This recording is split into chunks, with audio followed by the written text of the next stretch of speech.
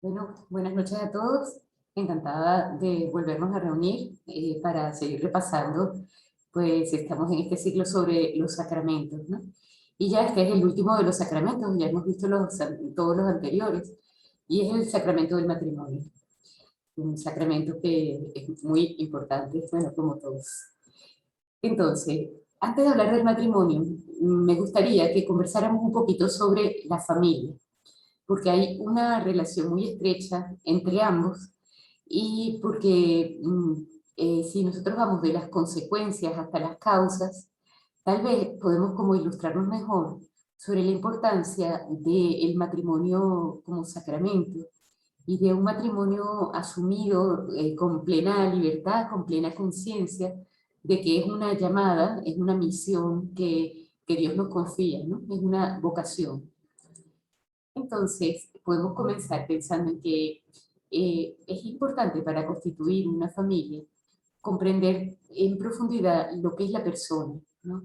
Y cómo la persona se realiza a sí misma en la donación de sí al otro, ¿no? Es decir, las personas somos los seres humanos, no estamos hechos para nosotros mismos, sino que somos seres relacionales. Eso lo ha ido investigando cada vez más la filosofía personalista, en donde que era un poco la que practicaba Juan Pablo II, entre otras personas, ¿no?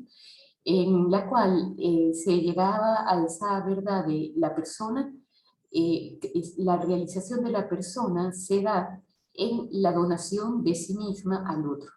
O sea, solo en el darse por amor a los demás se consigue el pleno crecimiento personal.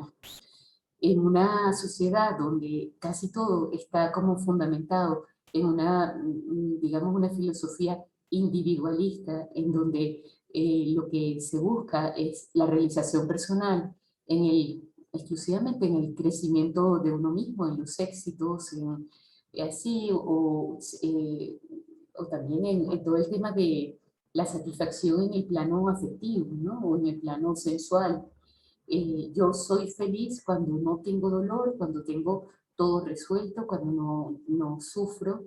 Y una concepción así de la persona es una mala base para el comienzo de un matrimonio, ¿no? O sea que tendríamos que comenzar pensando en cuál es verdaderamente la felicidad y que no puede conseguirse pues sin establecer vínculos con otros, vínculos sanos, positivos, que no será solamente el vínculo matrimonial, sino otros tipos de vínculos de amistad, de, bueno, de colegas en el trabajo, de compañeros de universidad, etc. Entonces, sabemos que no solamente hace falta que la persona que constituye el marido o la mujer están intentando emprender una familia bajo estos conceptos de persona humana, ¿no? Sino que no basta la buena voluntad de la persona para lograr una familia estable, ¿no? Allí entran en juego pues muchos factores externos y también internos, desde temas de salud o temas de falta de virtudes humanas o de falta de conocimiento de la naturaleza del matrimonio y de la familia, en líneas generales de la relación del marido-mujer o del padre hacia los hijos, sus deberes, mutuos, que la palabra deber está como un poco de moda, ¿no? Pero, ¿qué necesita el otro de mí en cuanto que yo soy su padre o en cuanto que yo soy su esposo, su esposa, etcétera, ¿no? La falta de comprensión, de preparación para el matrimonio puede llevar a que no se logre una estabilidad familiar. Quisiéramos todos no tener hogares luminosos y alegres, hogares donde se respire paz, aunque esta paz, como sabemos, no es estable, ¿no? Porque siempre los hogares, o sea, no, uno no puede pensar que todo está bien siempre durante 50, 60, 70 años, ¿no? Nunca pasó nada, todos fuimos felices y alegres, ¿no? Sabemos que esto es una paz que se gana después de muchas batallas, que hay guerras y que la paz se logra después de muchas pequeñas reconciliaciones en el camino, ¿no? Y irse conociendo y aprendiendo uno de otro hasta lograr esa paz que no es solamente, bueno, yo me meto más allá de donde no me han llamado, o sea, como un respeto de nuestros círculos personales, sino es una paz que surge de una comprensión profunda del otro, del respeto a la otra persona, ya sea la esposa, los hijos, el esposo, y que genera entonces estos hogares luminosos y alegres, ¿no? Que se convierten en un foco de alegría también para todos los que están alrededor, ¿no? Todos hemos tenido la experiencia de llegar, no sé, en nuestro colegio, en nuestra universidad, conocimos personas y después, pues como éramos amigos, fuimos a sus casas y se notaba claramente cuando había un hogar luminoso y alegre y cuando no lo había. Y nos atraía mucho el ir a aquel lugar o todo lo contrario, preferíamos ir a otro sitio, ¿no? Porque ese ambiente se toca, se palpa, nada más entrar en una casa, ¿no? Bueno, es importante también comprender que el matrimonio, ¿no? Que, es una vocación, ¿no? La vocación no es solamente... ¿Qué significa vocación, no? Cuando hablamos de vocación, estamos como partiendo del concepto cristiano de creación, ¿no? En donde es Dios el creador, nosotros somos sus criaturas, pero Dios, siendo un Dios sabio, inteligente, amoroso, que mira a cada uno de las personas que crea y conoce el motivo por el cual le coloca en el mundo, digamos, de alguna manera, ¿no? Pues pone a cada persona y ya él como Dios es eterno, pues ve nuestra vida proyectada en el tiempo y ha previsto para cada uno de nosotros un papel, un rol que hemos de desempeñar. Y a la mayor parte de las personas Dios le llama con una vocación matrimonial. Es decir, les dice, tu camino en la tierra en el cual te vas a santificar y vas a dejar una huella de bien, es el matrimonio, ¿no? Con esa persona que conociste en aquel momento y con aquellos hijos que, si Dios lo permitió, no todas las familias tienen el regalo de poder tener hijos, ¿no? Pues esa vocación matrimonial eh, es muy importante conocerla, ¿no? La llamada a la santidad no es una llamada ajena a las cosas que ocurren diariamente dentro de las cuatro paredes, o bueno, o fuera de las cuatro paredes, ¿no? En el paseo, digamos, del marido, la mujer, los hijos, ¿no? O sea, Dios está metido en la cocina, Dios está metido en el estar de la casa, Dios está, o sea, no podemos como comprender nuestra vida de encuentro con Dios y de amor a Dios como, no sé, como una cosa ajena a nuestro día a día, ¿no? Como yo voy a la iglesia el domingo y allí es cuando me encuentro con Dios. Y no está Dios metido en ese prestar un servicio al esposo o en el preparar mejor la comida en un día de fiesta para que se note. O sea, Dios está en esos pequeños detalles, ¿no? Sabemos también que en la familia es el lugar, ¿no?, principal de la educación de los hijos. No estamos hablando de la instrucción académica, que en principio, pues bueno, en los colegios, la familia se apoya mucho en los colegios para que los hijos reciban pues ese aprendizaje, ¿no? Cuando hablamos de educación de los hijos, ¿no?, es el lograr que aquel niño que vino con un temperamento concreto, con pues un modo de ser que se ve pues prácticamente desde que abren los ojos, ¿no? Este es un niño juguetón, una niña muy dulce o tal, pues que aquella criatura llegue a ser lo que está en ella, bueno, es como desarrollar todas sus cualidades, sus talentos, pues, que pueda recorrer el camino de su vida ofreciendo lo mejor de sí mismo a los demás, ¿no? Y para eso están los padres, para que aquellos niños puedan llegar a desarrollar las cualidades necesarias, pues bueno, para ser buenos hijos, buenos amigos, buenos trabajadores, buenos estudiantes, y puedan llegar, bueno, lógicamente cada uno con sus defectos y sus luchas, pero puedan que desde su paso por la tierra sea un paso, digamos, que haya valido la pena, ¿no? Que haya dejado una huella positiva. De una familia estable, de ordinario, ¿no? A veces hay factores que son de tipo de salud, ¿no? Pero de ordinario, de una familia estable, surgen personas estables. Y está comprobado también con estudios de psicología, de sociología, de personas estudiosas de todos estos temas, que de familias que no están bien constituidas, ¿verdad? O que se han fracturado en algún momento, han sufrido un divorcio, o pues tantas circunstancias que están ahorita afectando a la familia, ¿verdad?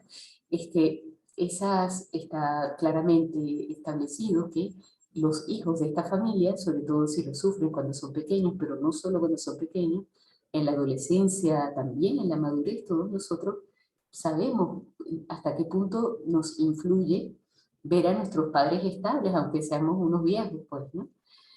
Y que se toque el amor familiar, aunque se comprenda que en algún momento puede haber algún momento de alteración o de pequeña discusión, etcétera, ¿no?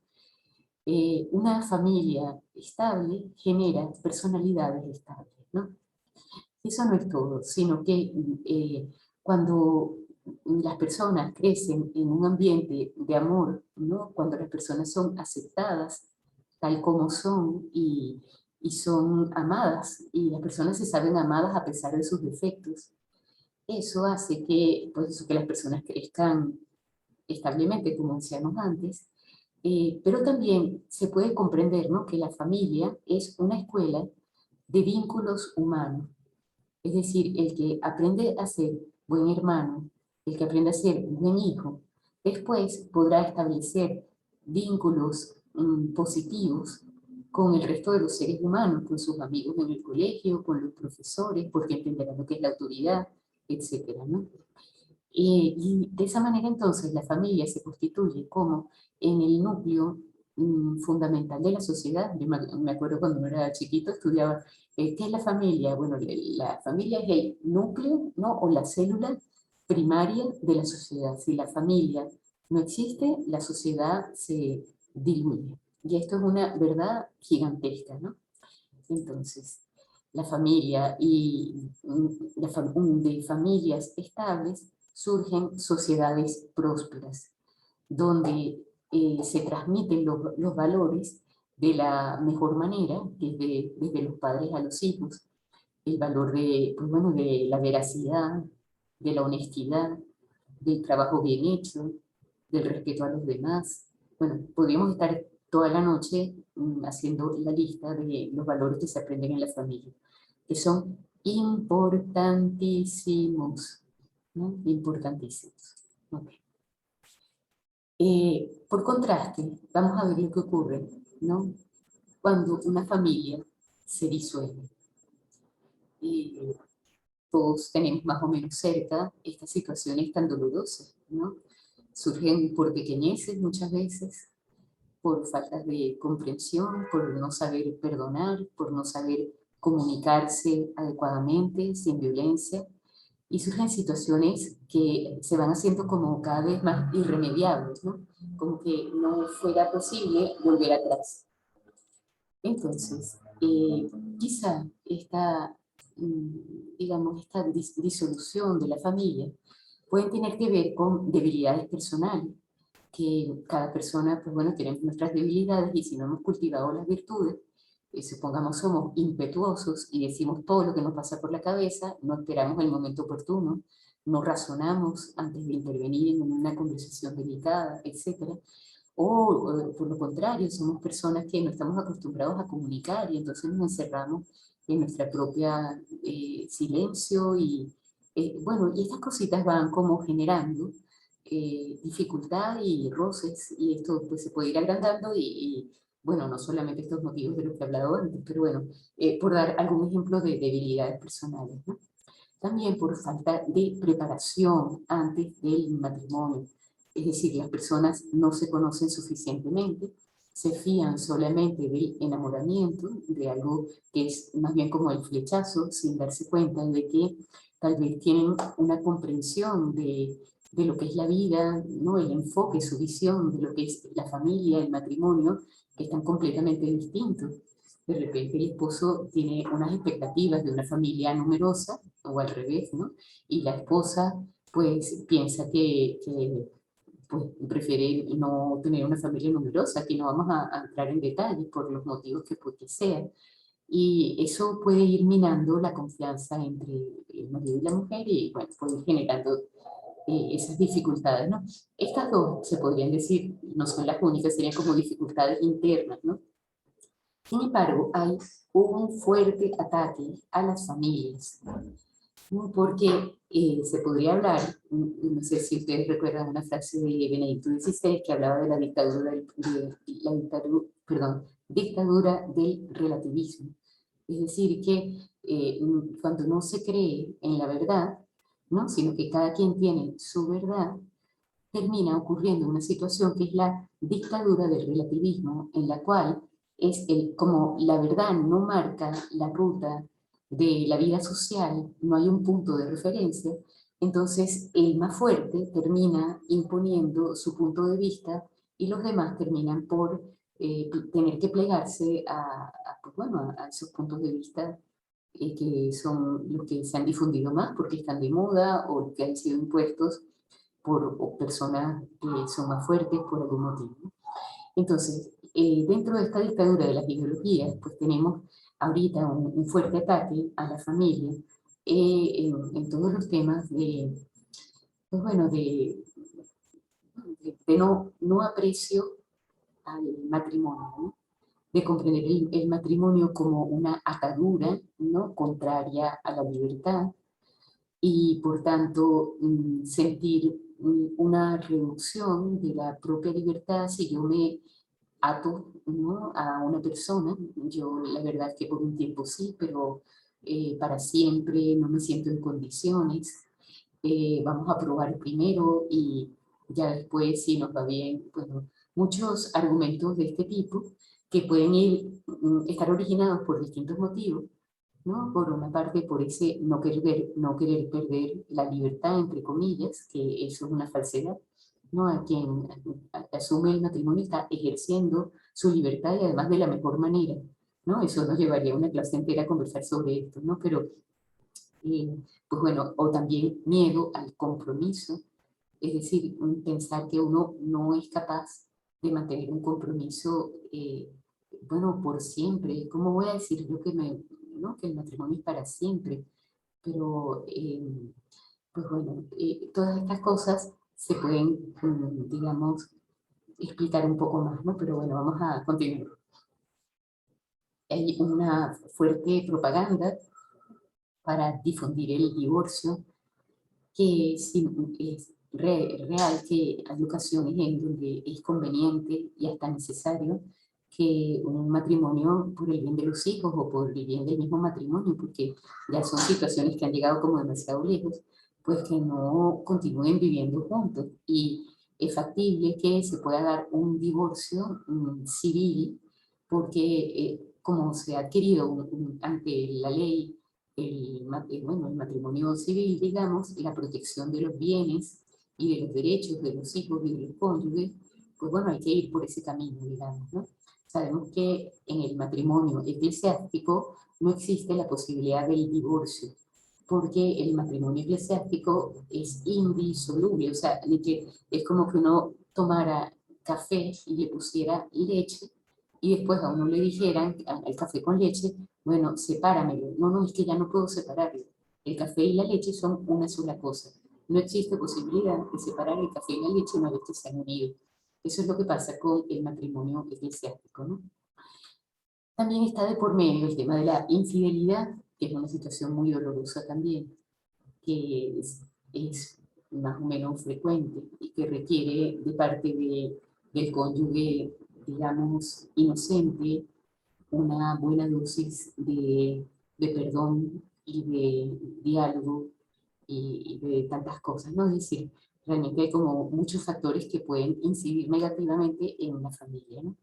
También está todo el tema de la generación artificial. Con esta frase a lo que hago referencia es a que gracias a los avances de la técnica se ha hecho posible la fecundación in vitro, ¿no? Y que se puedan tener hijos independientemente de la unión matrimonial y por supuesto de un matrimonio, o sea, que una persona individual pues pudiera, no sé, quiere tener un hijo y es como que se lo pidiera a Amazon, ¿no? Necesito un hijo, ¿para cuándo me lo traes? Bueno, dentro de 9 meses, ¿no? Entonces llega el hijo en un paquetico.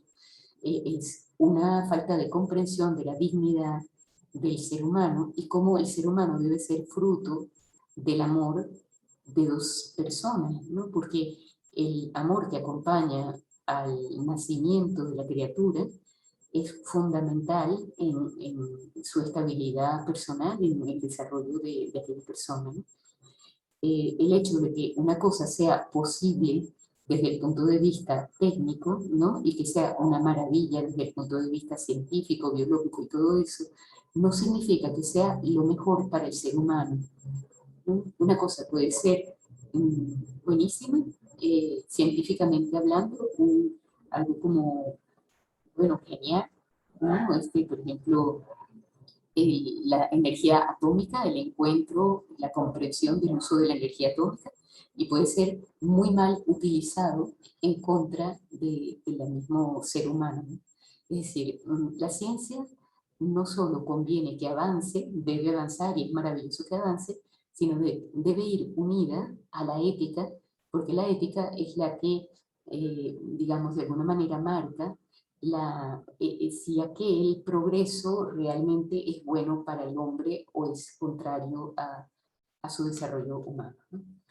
También está, pues como sabemos, toda esa nueva propaganda de nuevas opciones de familia, pues bueno, 2 hombres, 2 mujeres, bueno, miles de cosas, ¿no?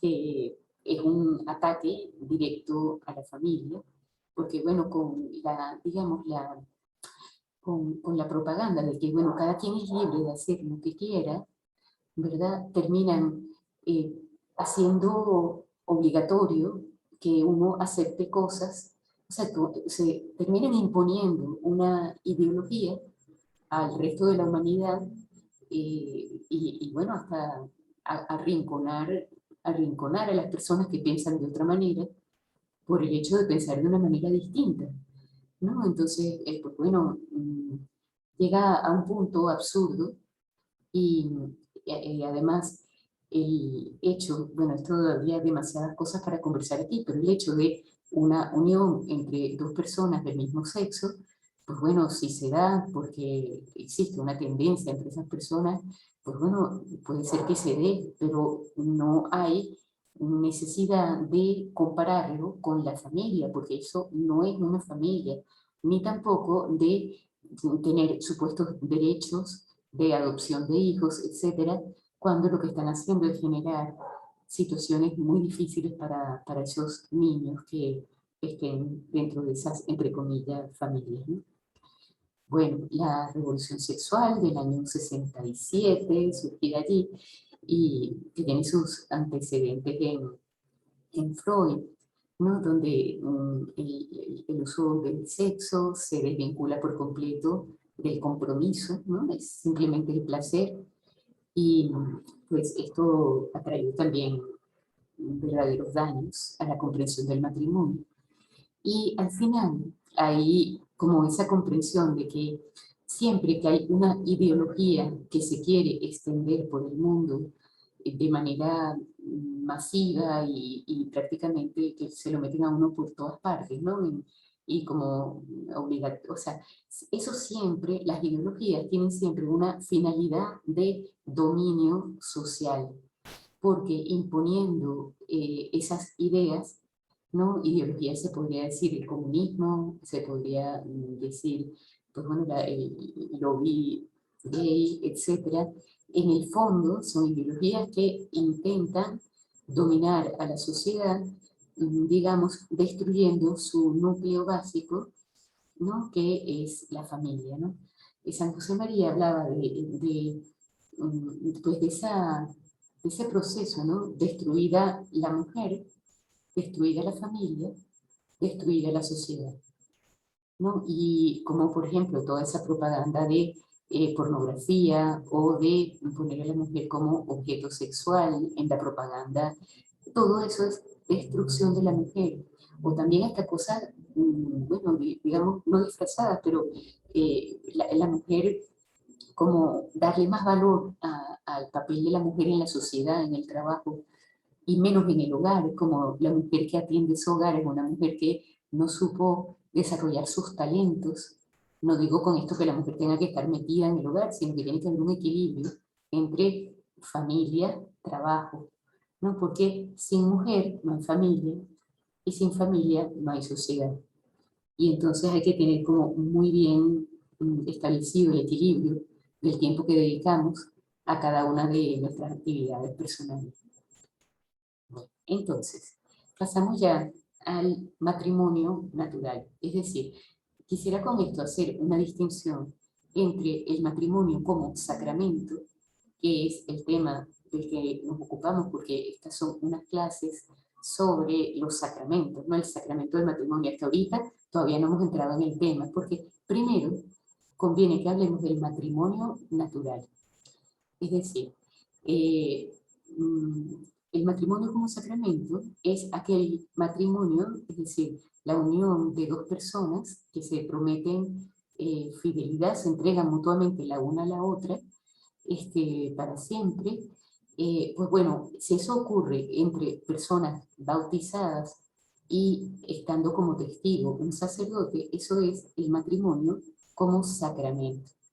Pero si dos personas se entregan mutuamente el uno al otro con estas mismas características, pero no tienen, digamos, porque son de otra religión o porque no tienen ninguna.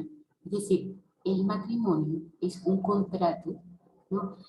Con el sentido legal de contrato, es decir, digamos, un compromiso entre dos personas y el contenido de ese compromiso es que el uno entrega al otro, a la otra, y viceversa, se entrega a sí mismo, ¿no? Que eso significa su propio cuerpo y su propia alma y su propia vida. Yo soy tuyo, ¿no? Desde ahora no soy mía, soy tuyo, y viceversa, ¿no? Es una mutua donación de la plenitud de la persona, alma y cuerpo, ¿verdad? Con todo lo que eso significa, ¿no? Es una unión que al entregarse los cuerpos mutuamente, ¿no? Es en esa unión, al estar abierta a la vida, y es una unión que es para siempre.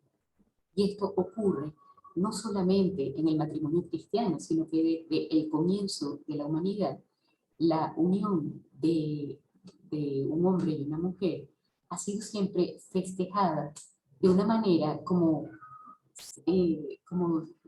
sagrada, digamos, ha tenido siempre pues como o sea, como el matrimonio es el origen de la vida, siempre se ha comprendido esa unión como algo proveniente de Dios, algo santo, algo sagrado, ¿no? Que, con lo que no se puede jugar y que por tanto se celebra el que se ve, ¿no? O sea, por ejemplo, si yo hago un contrato de compraventa de, no sé, de una finca, bueno, eso es maravilloso, pero no tiene el mismo, digamos, no se lee de la misma manera que cuando se hace este otro tipo de contrato que es un contrato matrimonial. Bueno, no sé si me explico, ¿no? Pero bueno, en fin. Entonces, cuando se hace un contrato, ¿verdad? Se establece un vínculo de obligatoriedad, ¿no? Es decir, una persona adquiere unos derechos y la otra adquiere unos deberes y viceversa, ¿no? En este caso ocurre lo mismo, se establece un vínculo por el mutuo consentimiento, es decir, una persona se entrega a la otra, ¿no? Y la otra la acepta. Pedro, recibes como mujer a Ana María, la recibes con sentimiento. Ana María, recibes como tu esposo a Pedro, lo recibes. Bueno, no son exactamente estas palabras, pero hay una donación y una aceptación. Cuando se da ese mutuo consentimiento, se establece un vínculo que no puede ser roto, ¿no? O sea, digamos, todo matrimonio es para siempre, por la naturaleza misma del matrimonio, porque lo que se entrega no es cualquier cosa, sino la propia vida, ¿verdad? Y al entregar la propia vida, aquello tiene unas consecuencias tan importantes para cada una de esas personas y para las que vienen en camino, que viene como protegido por ese carácter permanente, ¿no? Porque, bueno, entonces, el matrimonio natural, decíamos, pues este contrato, un contrato con un contenido muy especial, se establece un vínculo que no se disuelve y se hace ante testigos. ¿Por qué ante testigos? Porque la unión entre marido y mujer no es solamente algo que le incumbe a los dos, sino que están estableciendo una sociedad de vida, una comunidad de vida, que va a tener una repercusión ante el mundo, ¿no? Y ha de ser reconocido no solamente por testigos y no solamente por un hecho legal, sino, digamos, para proteger a ambas partes, ¿no? Si por lo que sea uno de los cónyuges desaparece, se va corriendo y tal, el otro queda desprotegido, ¿no? Porque quizás se queda con la familia o se queda sin los bienes necesarios para sacar adelante a la familia y por tanto debe ser protegido de alguna manera por la ley, ¿no? Por tanto, es un contrato que debe ser realizado ante la ley y ante el mundo, ¿no? Por eso requiere testigos y requiere, pues, ya en nuestra sociedad actual, pues, estar ante la ley, digamos, ¿no? Pero vamos a hablar ya del sacramento del matrimonio, ¿sí? Y podemos fijarnos en, bueno, antes de este punto de las bodas de Caná, hay un punto anterior que es la Sagrada Familia. Sabemos que cuando Dios, ya estamos hablando propiamente desde el punto de vista de la fe, ¿no? Cuando Dios quiere hacerse hombre, no, supongamos, se aparece ya con 30 años de edad encima de un monte, ¿no? Empieza a bajar el monte y aquí estoy yo, Jesucristo, para hablar de, pues bueno, del mensaje de mi Padre Dios. ¿Podía haberlo hecho? Sí, pero no quiso hacerlo así, sino que fue lo que hizo. Quiso nacer en una familia, en un matrimonio, ¿no? En el cual se habían jurado fidelidad entre María y José. Es un matrimonio con unas particularidades porque permanecen vírgenes y es Dios el que pone el fruto, que es Jesucristo allí. Eso tampoco vamos a hablar ahorita porque no es el tema, pero lo que quiero resaltar es el tema de que Jesucristo no tiene apuro de llegar ya listo con 30 años, sino que quiere nacer en una familia. Y esto nos tiene que decir algo. Nos tiene que hablar del amor entre el marido y la mujer, nos tiene que hablar del desarrollo de la personalidad de los hijos, nos tiene que hablar de cómo los seres humanos crecemos y aprendemos de nuestros padres, ¿no? De la mano de nuestros padres, y cómo nos insertamos en la sociedad de la mano de nuestros padres también, ¿no? Y pues bueno, el hecho de la vida oculta de Jesús y su vida como formando parte de la Sagrada Familia es algo que nos puede dar pista de la importancia de este sacramento, ¿no? Bueno, también viene ese momento de las bodas de Caná, en que invitan a Jesús y a su madre a una boda, y aquellas bodas eran buenísimas, de verdad, y como el Señor, con su presencia, Jesucristo, bendice ese momento de alegría, de la unión de dos personas en un proyecto de vida común, ¿no? También en distintos momentos en el Antiguo Testamento y en el Nuevo Testamento, Dios habla directamente del matrimonio, pero vamos a fijarnos en Mateo 19, por ejemplo, en el que dice Jesucristo directamente, son palabras de sus labios, ¿no? Lo que Dios unió, que no lo separe el hombre, ¿no? En indisolubilidad del matrimonio. San Pablo también tiene bastantes puntos en los que habla del matrimonio y pone una imagen que, en mi opinión, no es como tan fácil de entender, porque la unión de Cristo y su iglesia, uno dice, bueno, ¿qué tendrá que ver Cristo y su iglesia con un matrimonio? ¿No? Pero si uno se procura entenderlo un poco más, ¿de qué se trata? ¿No? O sea, Jesucristo, ¿verdad? Viene a la tierra y da su vida por los hombres, ¿no? Los hombres, y los llama para formar una sola cosa con él, que es la iglesia. La iglesia es el cuerpo de Cristo, Cristo es su cabeza, y les llama a gozar de la vida eterna y pues establece los sacramentos para, como camino en la iglesia para la vida eterna de cada una de las personas que conforman la iglesia, ¿no? Pues así como Cristo se dona, ¿no? Y se une estrechamente como un solo cuerpo, ¿no? Somos el cuerpo de Cristo, ¿no? Cada uno de los bautizados, y así como Cristo desea la santidad de cada uno de los miembros de la iglesia y su felicidad eterna, pues todos estos elementos San Pablo los toma para hablar del matrimonio. Es decir, la unión matrimonial es donación del uno al otro, al igual que Cristo se dio su vida por su iglesia, es unión íntima y profunda, al igual que Cristo y su iglesia son cabeza y cuerpo, son una sola cosa, y están llamados a la santidad, al igual que Cristo, que santifica a su iglesia por el Espíritu Santo, de los sacramentos, etc. Bueno, entonces, estos serían como los textos de la escritura, algunos muy pocos, ¿no?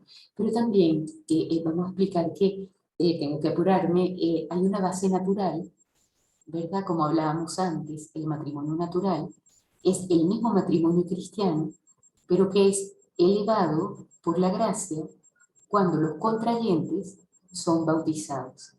Es decir, cuando dos bautizados ante el testigo principal, que es el sacerdote, se donan, ¿no? A sí mismo, el uno al otro, y a través de esas palabras, ¿no? Propias del matrimonio, se establece entre ellos un vínculo que no solamente es un vínculo natural, sino un vínculo sagrado, porque es un matrimonio, ¿no? Entonces, ¿qué ocurre con este vínculo? ¿No? Que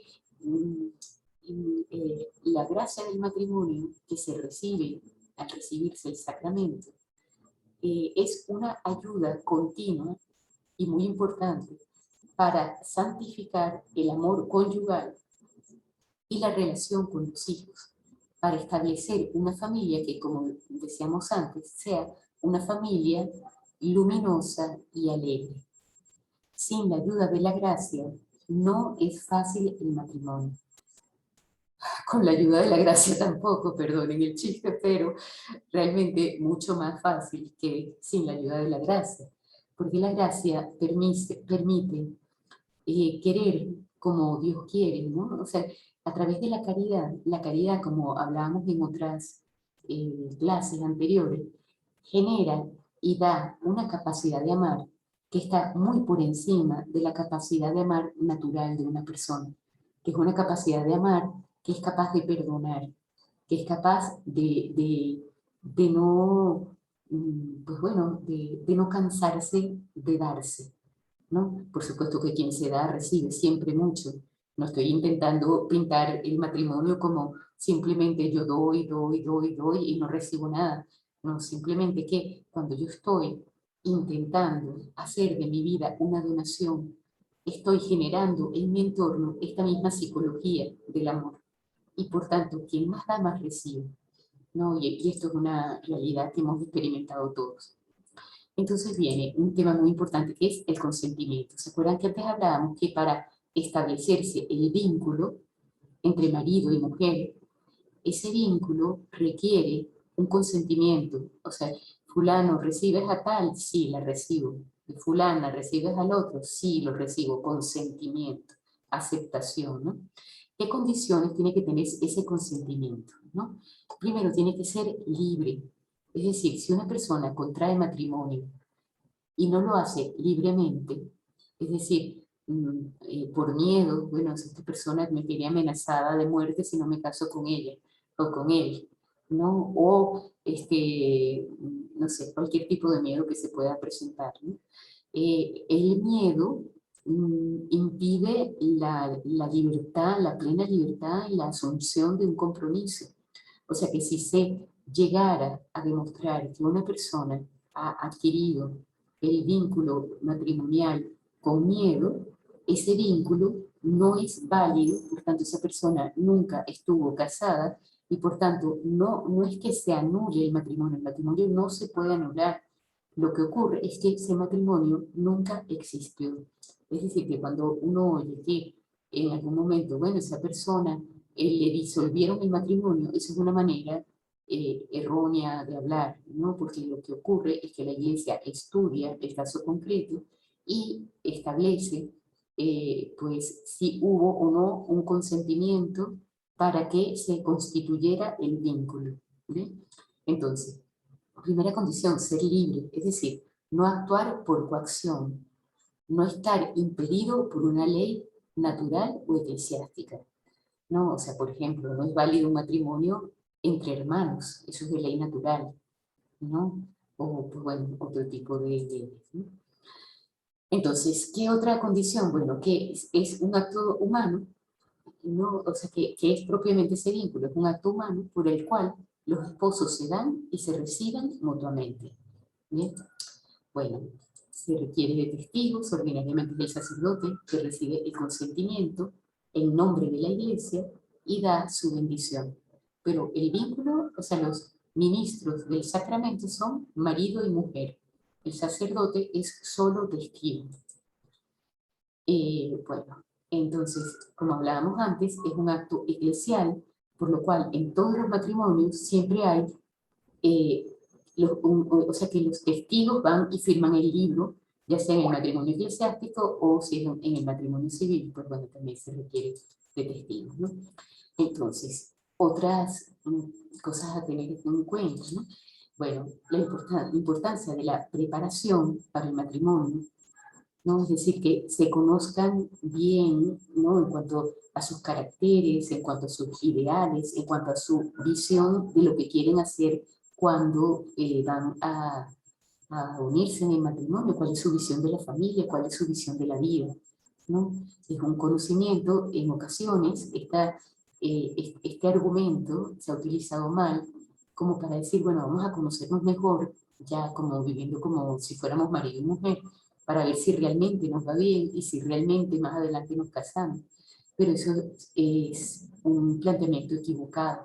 Es decir, la unión física de los cónyuges solo debe darse luego del matrimonio, porque si no, las personas están, digamos, desprotegidas y, pues bueno, nada, ese tema también daría mucho para hablar, pero bueno, preparación para el matrimonio.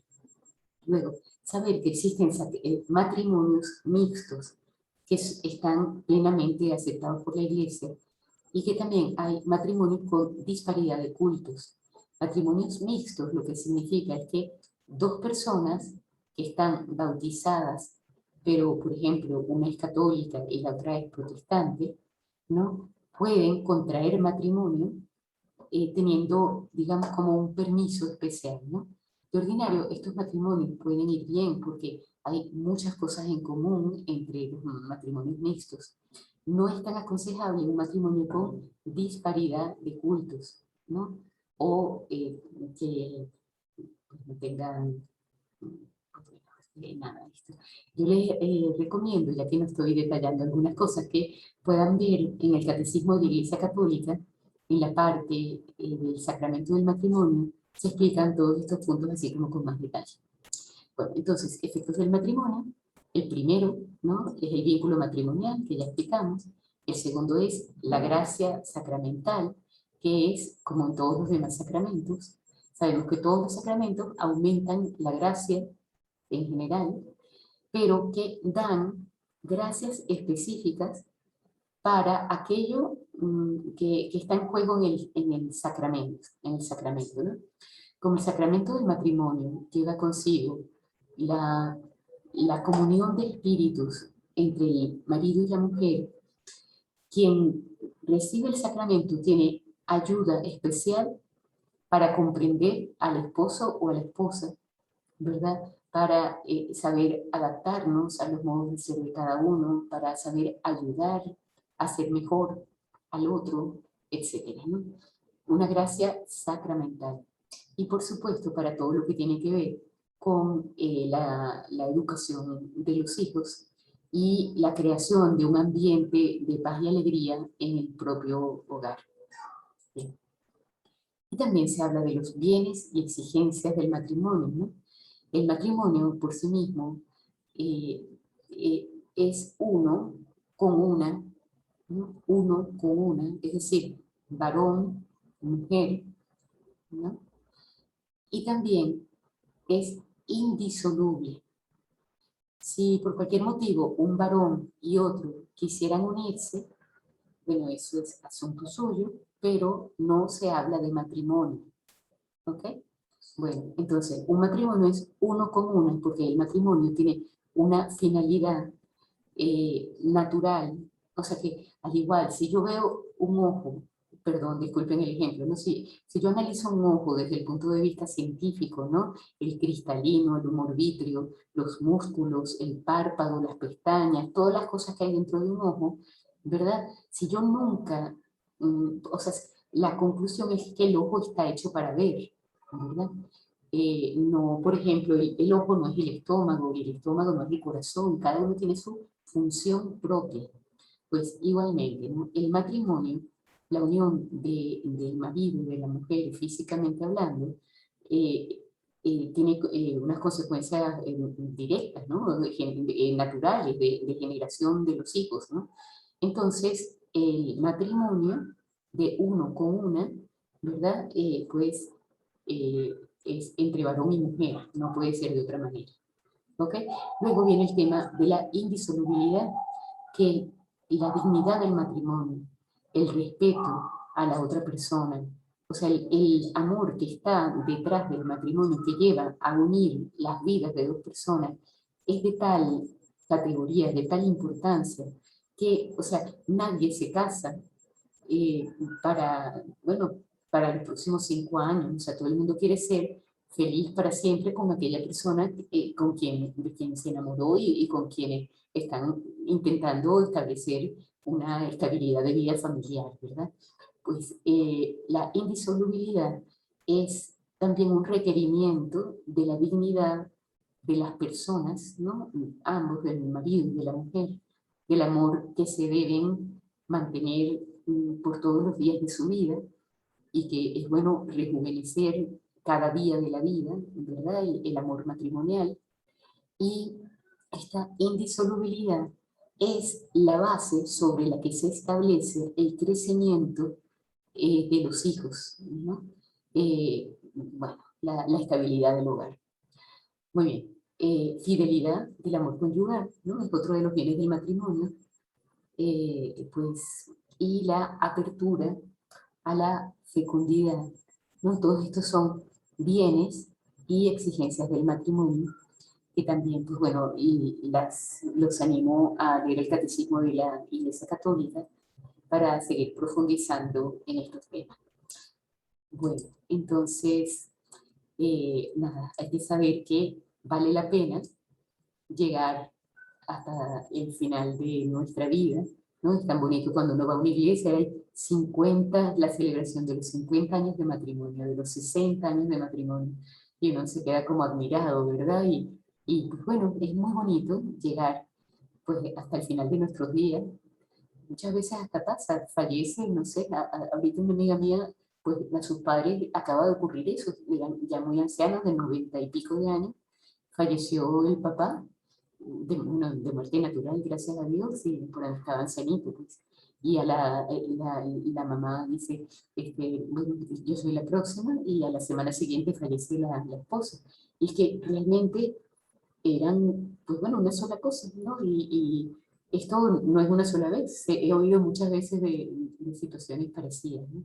Porque es tal la sintonía, tal la comprensión, tal la identificación de proyecto, etcétera, que la ausencia de uno, pues bueno, apaga al otro, ¿no? Pues bueno, nada, ya última lámina es animarnos, ¿no? A superar cualquier dificultad que pueda irse presentando, no permitir que los problemas se agranden, sino intentar resolverlos cuanto antes, para que podamos lograr esta meta tan bonita y que deja una huella tan importante para cada persona, para cada familia y en general para la sociedad. Bueno, este, con esto me despido. Muchísimas gracias por participar de esta clase y pues bueno, nada, hasta la próxima.